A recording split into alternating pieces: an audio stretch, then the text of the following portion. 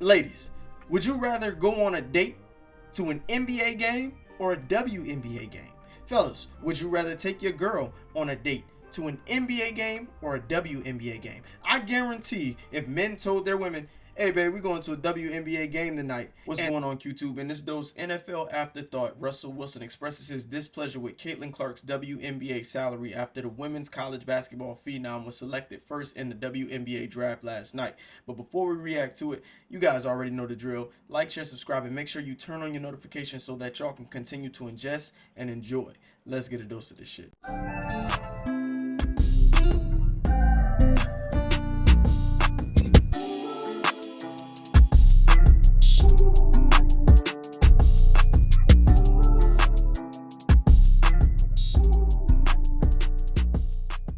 Now, it's no secret that WNBA players don't make a ton of money. As a matter of fact, they make about the average salary that the average American makes, and in comparison to NBA players, they make next to nothing. And due to that fact, feminists and simps are always excoriating the powers that be about the disparity in pay between NBA players and WNBA players. So when generational female talent Caitlyn Clark was drafted first overall in the WNBA draft, drafted by the Indiana Fever, and her salary was revealed, it caused an uproar. And among those who was outraged by her salary was none other than ex-NFL star Russell Wilson.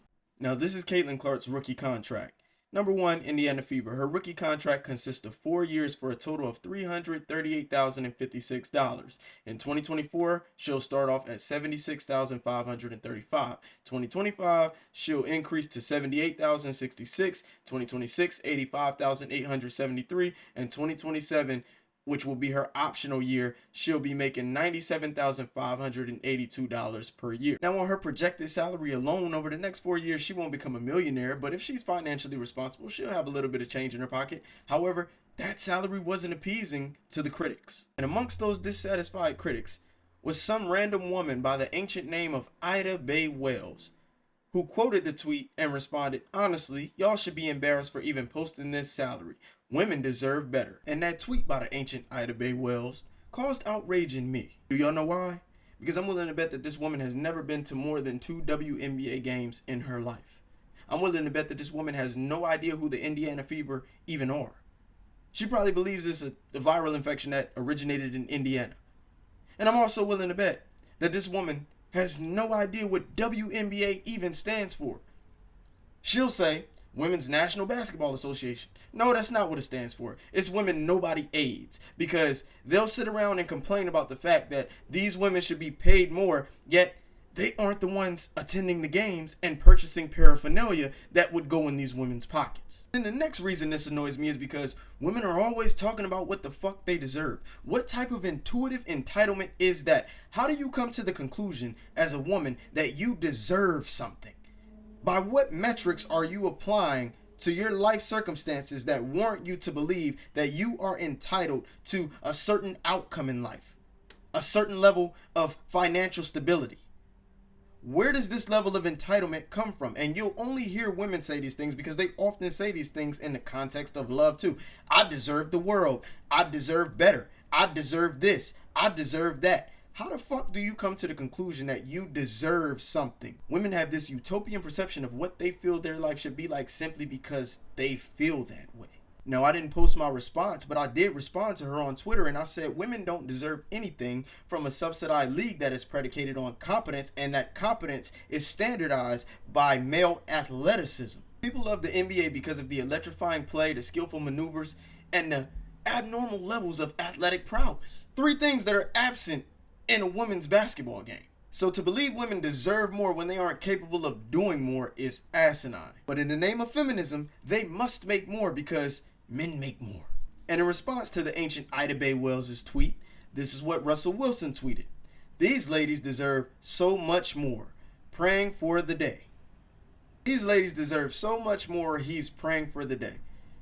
Now, my issue with this is, aside from Russell Wilson always being a simp, is, dude, you're a millionaire and your wife is a millionaire.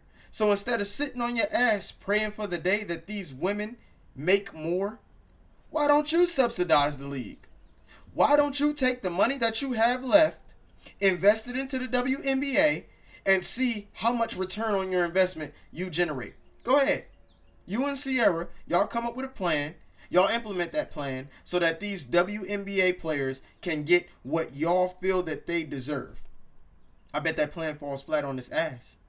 I bet y'all go bankrupt. Despite him being picked up by the Steelers, I bet he has traumatic flashbacks of him being cut from the Denver Broncos. Or he can contact Ice Cube. They can go half and half.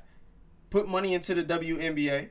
He wanted Caitlyn Clark to play in the Big Three. She turned it down. She went to the WNBA. Why don't they invest in the WNBA? Why don't they subsidize the league? If they believe that these women deserve more, and that's why I said WNBA stands for Women Nobody Aid, because if they honestly believe that these women deserve more, they would do everything in their power to help these women get more money. Yet, that's not what we see. We see them tweeting about how they don't like the fact that WNBA players make less than NBA players, but we don't see anybody writing any checks to these WNBA organizations so that these women can actually make more money, because they themselves know it's a shitty investment. Russell Wilson would rather pray to God than put his hand in his pocket, pull out his checkbook, and write a check. This is the equivalent to the bystander effect. Everyone has an issue with the fact that WNBA players make what they make. They stand around yelling, "Somebody do something!" And nobody steps in to do anything themselves, when in reality, they actually can. They actually have a hand on the steering wheel. They can contribute to the revenue that these WNBA players generate by ticket sales, paraphernalia purchases, name, image, likeness, popularity. They can do things that NBA players generate revenue with. They can do the same things for these WNBA players and help them increase their incomes by supporting them. It's always funny, especially women. Feminists do the most complaining about the WNBA players not making the money that the NBA players make, yet they don't sit their asses at WNBA games and watch these women play. I got a question for everyone. Ladies, would you rather go on a date to an NBA game or a WNBA game? Fellas, would you rather take your girl on a date to an NBA game or a WNBA game? I guarantee if men told their women, "Hey babe, we're going to a WNBA game tonight," the women would dump their asses on the spot. They don't want to go see no fucking WNBA game. Most of the women are at the NBA games, especially the single ones, and at All-Star Weekend, sitting courtside, trying to get drafted. That's the reality. Because the market determines how much we make, especially when you have athletic organizations where their revenue is predicated on their popularity, the sales they make, their name, image, likeness, the championships they win, milestones they reach. These are things that result in financial advancements, endorsements, advertisements, yet again tied to name, image, and likeness. Take a look at this.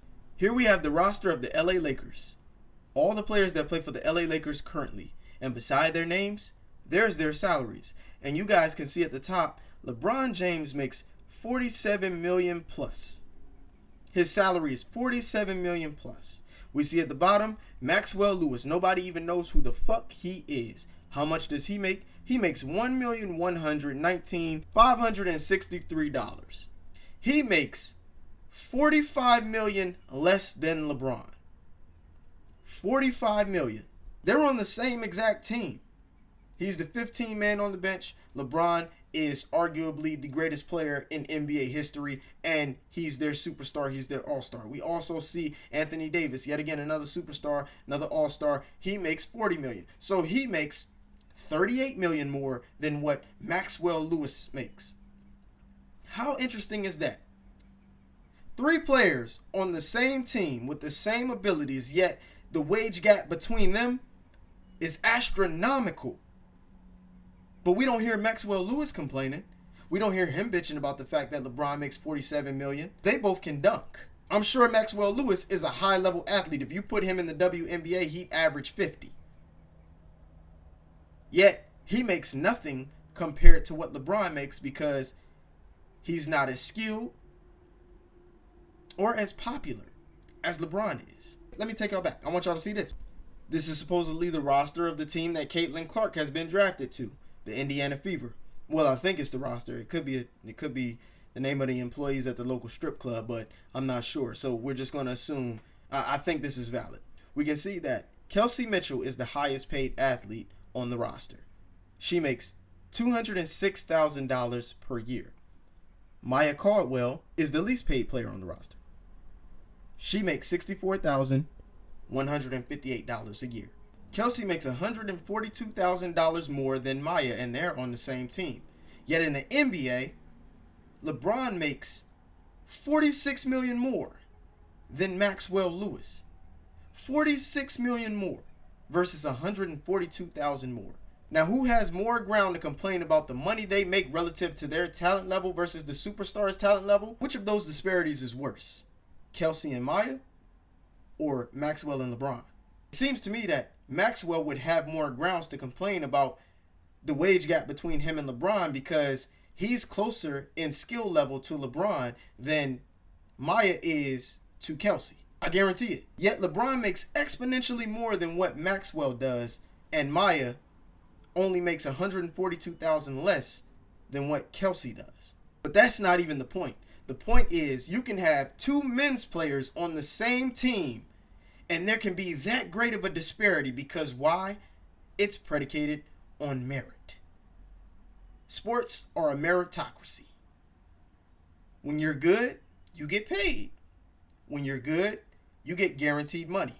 When you're good, you get endorsements, jersey sales. When you're not as good, you don't see as much revenue because your name doesn't generate that degree of attention.